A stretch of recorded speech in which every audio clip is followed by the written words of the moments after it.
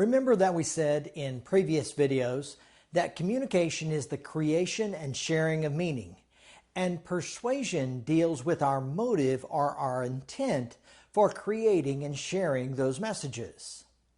Let's take this a step further and say that when you are trying to persuade, you are presenting an argument to the other person in favor of your position. In other words, persuasion is presenting arguments. The focus of this video is the role of arguments in persuasion. Right off the bat, let's quickly set aside a mistaken notion. In this video, when we speak of arguments, we are not talking about persuading others of our position or opinions by having a loud or forceful discussion. When we say that we are looking at the role of arguments in persuasion, we are talking about how we construct messages that are purposefully created in a reasoned manner to convince others. So, let's take this definition of argumentation, messages purposely created in a reasoned manner to convince others, and examine it in two specific ways. We will look at how to identify the types of arguments and how to use arguments to persuade others. First, let's look at how to identify arguments and the parts of those arguments in brief detail. The four types of arguments we will identify are rhetorical arguments, deductive arguments, inductive arguments, and Toolman's model of arguments. Let's first examine rhetorical arguments. Aristotle in the 4th century BCE in ancient Greece wrote a book titled Rhetoric. Rhetoric, he said, was the ability to observe in any given situation the available means of persuasion. He identified ethics, emotions, and logic as the three means of persuasion. People have often said that if you persuade, that you should only use logic to persuade.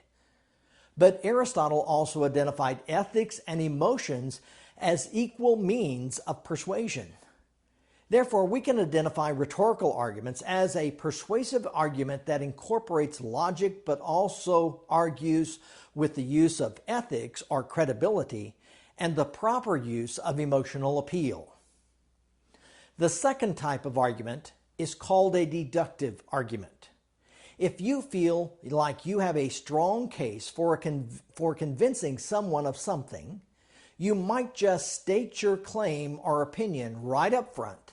In other words, here's my conclusion. You then present information, evidence, and data, as well as inference that leads you to this conclusion. Many are familiar with this type of argument as being very similar to a syllogism. In a syllogism, you would present a major premise, you would present a minor premise, and then the conclusion is deduced. The third type of argument is an inductive argument.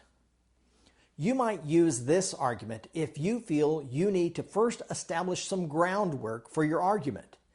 In other words, you might use the inductive argument if you see the person you are persuading as someone who is skeptical of your position. If you come on too strong, you might put the other person off before they even hear your complete argument. It's always important to not offend someone you are attempting to persuade. This approach presents the groundwork for the argument in layers before arriving at what you hope is an obvious conclusion. The last and fourth type of argument is Toolman's model of argumentation. This argument is a way to objectively analyze and evaluate an issue in order to form a judgment or reach a conclusion. Toolman's model says we must first make a claim. This is the claim about which we're trying to persuade. The next step is to present the data or the evidence that supports this claim. Then you state what Toolman calls the warrant. A warrant is the logical inference that should state why the evidence or the data supports the claim. Think of a warrant as saying, if you add 1, the claim, to 2, the supporting data, then you get 3, the warrant, or the clear connection or conclusion that you can come to. It's important in understanding warrants to grasp that the inference or connection between the claim and the data can be based on different types of warrants. A substantive warrant is based on the substance of the argument itself. A motivational warrant is an inference based on the perceived values or needs of the audience that they would connect to. An authoritative warrant is stressing the credibility of the data. This is similar to what Aristotle identified as means of persuasion: logos, pathos, and ethos. The other parts of Toolman's model of how to present arguments is backing, that is, further support the persuasion would provide for the warrant; the rebuttal, examining the possible counterarguments; and the qualifier, a statement that qualifies the extent or the degree of the claim. We should shift gears here after describing the types of arguments and turn to how to use these arguments and how to recognize how an argument is being presented to you. Here we should make 2 comments about how to use arguments. The first comment is that people don't always follow the rules when persuading and are presenting arguments. For example, it would be great if someone presenting a persuasive argument to us gave us good logical information, did not overly appeal to our emotions, and was ethical, putting our needs as a priority. You might also say it would be great if when someone made a claim as they were attempting to present a persuasive argument, that they backed that claim up with solid and credible evidence or data. And it would be great if they did not present a false inference connecting that evidence and the claim. You get what I'm saying. The good thing is that by studying how arguments should be presented, you can do 2 things.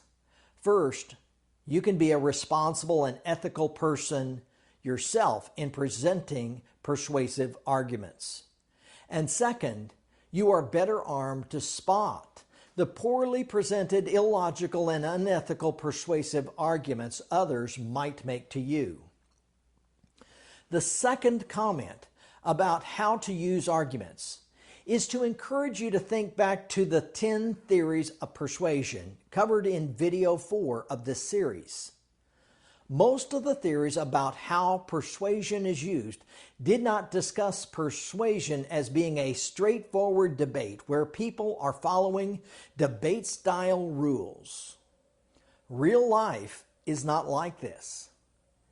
Take, for instance, persuading using one of the theories we mentioned, cognitive dissonance theory. This is where you create a cognitive dissonance by pointing out 2 opposing positions a person might hold. If you want to persuade someone or present an argument, a less direct approach of asking questions to get the other person thinking works well. If someone holds one position but also holds a contradictory position, you can quietly and inoffensively just ask leading questions. You still have an argument you are making or a claim, but you are very indirectly presenting this argument by using this theory. You are letting the other person argue with themselves. Study the persuasion theories and figure out how to present arguments in effective ways. The hope in presenting this video on the role of arguments in persuasion is, first, share types of arguments and their parts in an easy-to-understand manner. And second, the hope has been to make the argument that in life, real life, daily life, the place where real persuasion happens, you must learn to make a strong connection between the study of how people are persuaded and how to put real and effective arguments together. See you in the next video.